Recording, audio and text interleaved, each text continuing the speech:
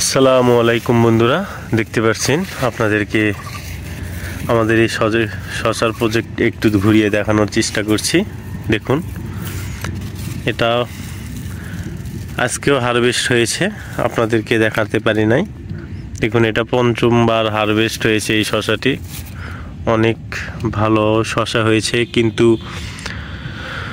মাঝখানে অতিরিক্ত বৃষ্টির কারণে শশার গাছ একেবারেই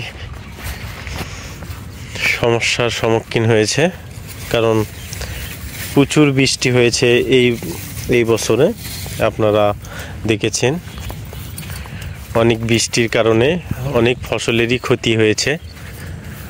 দেখুন, সুন্দর একটি শশার প্রজেক্ট ছিল, কিন্তু বৃষ্টির কারণেই গাছ টিকানো সম্ভব হচ্ছে না। দেখুন, সাথে মোজাইক ভাইরাস সহ অতিরিক্ত বৃষ্টির ফলে গাছ হলুদ হয়ে গিয়েছে। আপনাদেরকে ঘুরিয়ে দেখানোর চেষ্টা করছি। দেখুন, আপনারা পারতপক্ষে বর্ষা মাসটা শশা চাষ থেকে এড়িয়ে থাকতে পারেন, কারণ অতিরিক্ত বৃষ্টির ফলে এই শশার গাছ একেবারেই আপনার এক মুহূর্তে শেষ হয়ে যেতে পারে। কারণ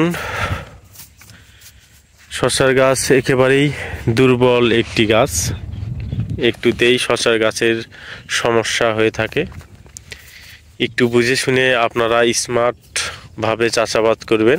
দেখুন, মালচিং ছাড়া তো শশা চাষ কল্পনাই করা যায় না। এখানে শশা প্রচুর ধরেছে। এই জাতটিতেও অনেক ভালো একটি জাত ছিল, কিন্তু শশার গাছ টিকাতে পারে নাই। মোটামুটি 4 বার হারভেস্ট হয়েছে। আজকেও